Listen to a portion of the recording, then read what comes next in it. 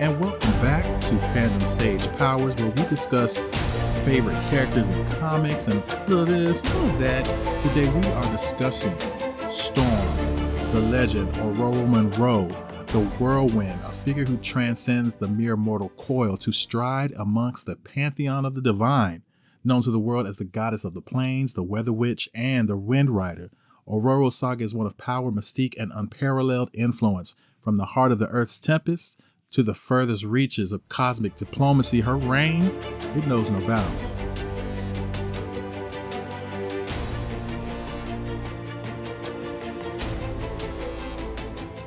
She was born into a lineage steeped in ancient magic, shrouded in the mist of legends. Ororo Munroe, the high priestess of the elemental realms, has always been more than just a hero. Descendant of African witch priestesses, her life story reads like a mythic tale, beginning with tragedy in Cairo, and leading her to be worshipped by the tribes of the Serengeti, and then later lifted into Ascension and Divinity by the people of Wakanda as Hadarial, the Walker of the Clouds, she who preserves the balance of all natural things. As mistress of the elements, Storm's command over the weather patterns and natural forces is unmatched. Her ability to summon the fury of the skies or bestow mercy with a gentle rain has earned her the reverence and awe of those who witness her power. Yet it's not just Earth that feels her influence. As regent of Araco and the voice of Soul, Ororo's diplomacy and strength extend her domain into the cosmic level, making her a key figure in intergalactic affairs. An Omega-level mutant with a power deemed nigh infinite, Storm stands as a testament to the apex of mutant evolution. Her abilities, coupled with her innate connection to the Earth and universe, challenge the very notion of what it means to be powerful. Yet, beneath this godlike facade lies a heart that beats with compassion for all living things, making her not only a mother of the storm, but a guardian of life itself. And despite her divine status, Ororo Munroe's life is not without its trials and tribulations. Her relationships, notably the tumultuous and heart-rending romance with T'Challa, King of Wakanda, and the Black Panther and her leadership roles within the X-Men and beyond, paint a picture of a woman who, while a goddess, navigates the complexities of love and duty and personal growth with grace and resilience. As we dig a little deeper into the life of Ororo, it becomes clear that her legacy is as vast as the skies she commands. A protector, a leader, and a beacon of hope. Her story is one of triumph over adversity, of the power of faith and strength of will. In her, we see the embodiment of nature's dual aspects, its fury and its benevolence. In the world of mere mortals, celebrity heroes, flashy, may come and go, but there are a few whose presence leaves an indelible mark on the fabric of our reality. Ororo Munroe, the goddess of the plains, the weather witch, and the Windrider, is just one such entity, a living legend whose story continues to inspire and awe. I'm left to wonder on the nature of divinity, power, and what it means to be truly influential.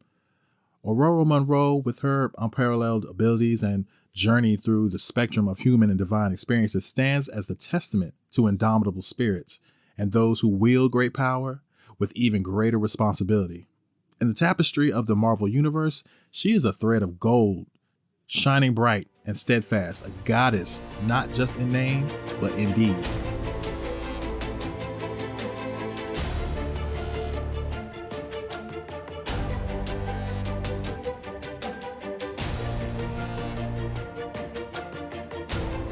Ashtura, Gaia, and Chthon. The tapestry of Storm's divinity is interwoven with threads that stretch into the realms of the ancient and the arcane. At the heart of her mystical lineage lies her connection to Ashtur, the elder goddess, whose essence is boundless as the skies that Storm commands. Ashtur, the bright lady, sister to Gaia, who is mother to Thor, and aunt to the dark sorcerer Chthon, who is the rider of the Darkhold and the tormentor of Wanda Maximoff. Ashtur represents the light and wisdom that guide the element Storm wields with such grace. The bond to Ashtur that Storm has imbues her with magical potential that transcends mere weather manipulation, connecting her to the very core of creation. It is a link that not only amplifies her powers, but it ties her to the fabric of the universe's magic. Oster, in her omniscience, recognized the strength and purity of Storm's spirit, choosing her as a conduit for her benevolence. A favor seldom granted, a testament to Storm's unparalleled potential and virtue, and of her whole bloodline. And with that divine favor, there is also a shadow, for Ashtur's lineage also ties her to Chthon, who is the embodiment of chaos and darkness. It's a reminder that within the balance of the universe, light does not exist without the dark, and power such as Storm is not without its perils. Chthon's malevolence contrasts starkly with Ashtur's light, yet it underscores the significance of Storm's role as a guardian against the forces that seek to disrupt the natural order. When Wanda and Storm meet in this panel, they have a conversation about power and magic and the responsibility that comes along with wielding such power. Wanda tells Storm she is a sister. She is part of the sisterhood. Make no ifs, ands, or buts about it. That is the case. You have the sauce, sister. You got that sister sauce. So they go on a side mission. She needed her help. And within moments of Wanda explaining, telling her how to feel, how to channel, and watching her, Storm is able to replicate, emulate, and duplicate this arcane sigil with lightning and bolster and fortify this spell so that Wanda can get into the more intricate parts of it, into the minutia, and handle business.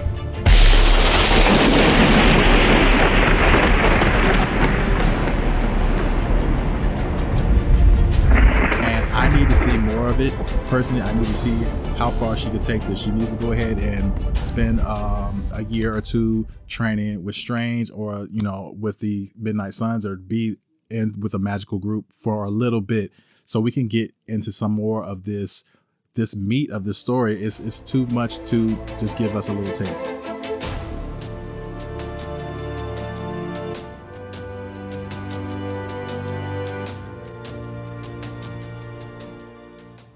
In the pantheon of extraordinary beings that inhabit the Marvel Universe, few have been chosen, accepted, and revered by entities as ancient and as powerful as Bast, Eternity, and have faith from the very people of Wakanda. Storm, the Weather Witch, with the heart of a goddess, stands among these rarefied ranks. Her journey is a testament to the power of faith, acceptance, and divine favor. In the lush, verdant heart of Wakanda, Bast, the Panther Goddess, extends her divine favor sparingly, reserving her grace for those deemed worthy of the mantle of protector and monarch. It was here, amidst the whispers of the ancient spirits and the rustling of the sacred vibranium lace foliage, that Bast accepted Storm. This was not merely an acknowledgement of Storm's prowess or leadership. It was an embrace of her spirit and her essence, and her role as guardian of not just Wakanda, but the balance between man, nature, and the divine. Storm's acceptance by Bast symbolizes a union of mythic proportions, marrying the elemental with the ancestral and cementing her place in Wakanda's legacy. Beyond the confines of our earthly concerns and the boundaries of time itself, Eternity, the very embodiment of the universe, observes the tapestry of existence with a discerning eye. There was a time that Eternity required a vessel or an avatar when it was all he had to choose from was the Fantastic Four, the Silver Surfer, Storm, Doctor Strange, and there were only two valuable candidates that Eternity said, and that was Doctor Strange, and you guessed it, Storm. It is within this cosmic arena that Storm was chosen by Eternity, a rare honor that speaks volumes of her significance. Eternity's choice is not merely about power, but about the potential for harmony, balance, and the safeguarding of the cosmos. Storm's selection heralds her as a defender of not just the present moment, but the continuum of time itself, a beacon of hope in the vastness of existence. Once again in Wakanda, Storm gets her breakthrough when the Wakandans are desperate. They are praying to her spirit of dark, malevolent God that has taken root in the country. It is causing all kinds of havoc. There's an unnatural storm that is pressing down upon the city and the country. T'Challa begs her to help. She's trying her best, but the storm is of supernatural origin, and that's not something that she can handle normally. She's defeated. She's feeling defeated, but the people began to wail. They began to cry. She didn't give up. And she felt a push to go harder. And the people began to call out to her, bright lady, the daughter of bright lady. They started to chant. They started to praise her. And she lifted herself up and she became light. She began to glow. She took on those prayers and those praises, and she strengthened herself, and she was able to expel the dark god, and she was able to do it because of the prayers of those who believed in her.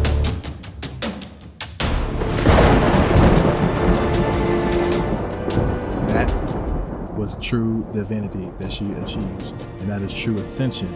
Now, that is undebatable because it happened. The path to godhood is forged through belief, through the collective faith of those who look to the skies and see a protector. In Wakanda, Storm's ascension was catalyzed by the faith of its people, a deep, unwavering belief in her as goddess, a bringer of rain, and a guardian of their verdant lands. This faith, born of love and reverence and the ancestral bonds that tie the people to their land, elevated Storm, imbuing her with a divinity that transcends the mere manipulation of weather. This is a testament to power and belief in transcension, the physical and the touch of the divine. Storm's journey from mutant to deity, chosen by cosmic entities and worshipped by nations, is a narrative rich with themes of acceptance, divine favor, and the ascension through faith. It is a story that underscores a belief. When you see those Wakandans that were scared and about to die, and she kept pushing herself. They cried out to her. They cried out for the bright lady. They cried out for Hadariyao. And to see her lifted up and to glow and be so transcendent and so resplendent, it was amazing. I loved this panel so much.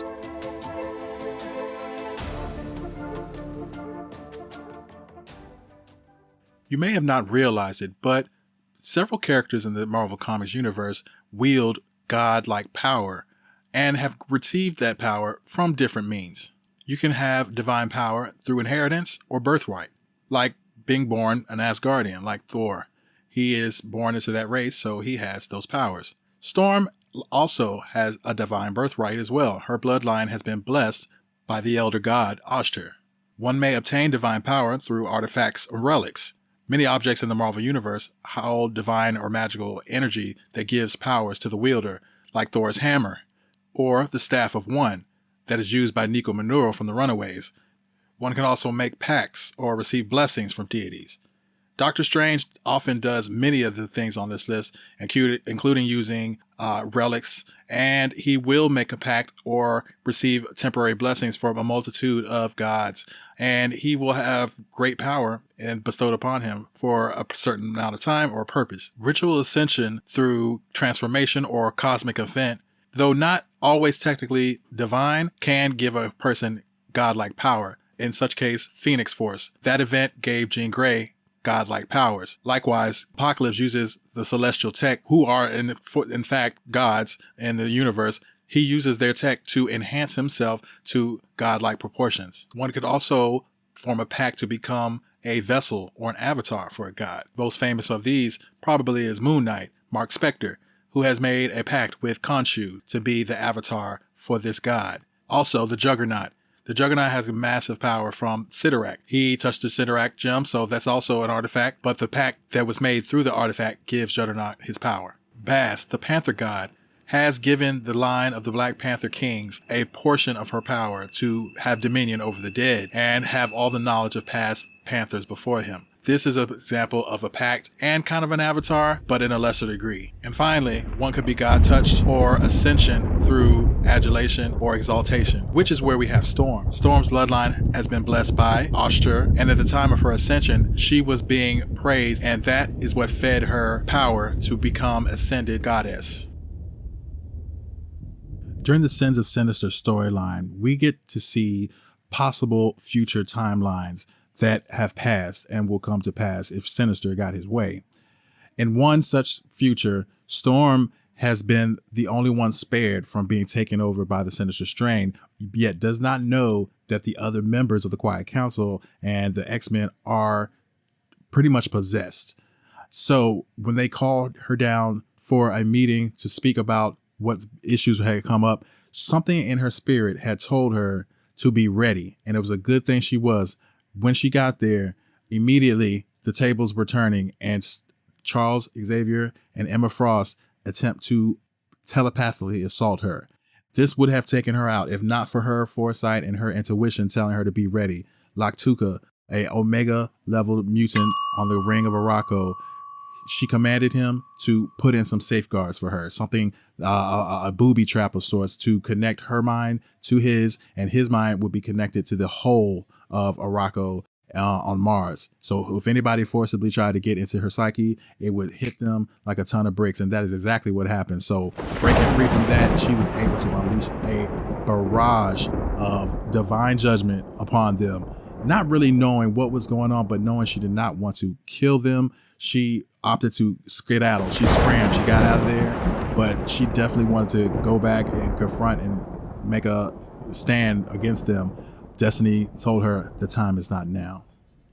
Storm's potential stretches into the future. It's boundless as the skies, but her path is not without its shortcomings and tumults. A falling out with Charles Xavier, who once mentored her, was like a father figure to her, marked a significant chapter in her story.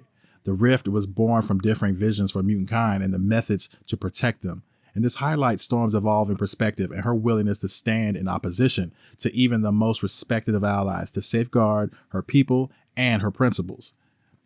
On the other hand, you have Magneto, who would consequently come to join Storm on Mars to build up Araco. And they forged a really awesome friendship and respect and bond together. And they fought back to back together. And in the end, when he died, she wept. She wept for him. She held him. She respected him more than Charles Xavier. This was so poignant to me, and it spoke to me so deeply that this friendship felt so organic, so natural, and so earned, that these two characters who were so steadfast in their belief and standing up for mutant rights and being true to their convictions, that they would find each other in this way when they thought that they were both alone, but they had each other's back. And man, it hit me right in my feels because I didn't expect it. And it was a thing that I didn't know I needed, but I'm so glad that I got it. Sometimes you don't see people for who they are in the beginning, but over time, your differences become more and more clear, and the people that you might not have thought would be as close to you will end up being like your brother, like your best friend, your confidant. And that is the relationship that Magneto and Storm ended up having and developed too. And I loved it. I loved the way that played out, and I need more of those two together too. And as far as Charles Xavier, this decline was inevitable and this separation was inevitable. There was already resentment from Storm that had been mentioned before. And he had tried to pry information from her mind before, and she had to check him. And that was pretty much the end of it.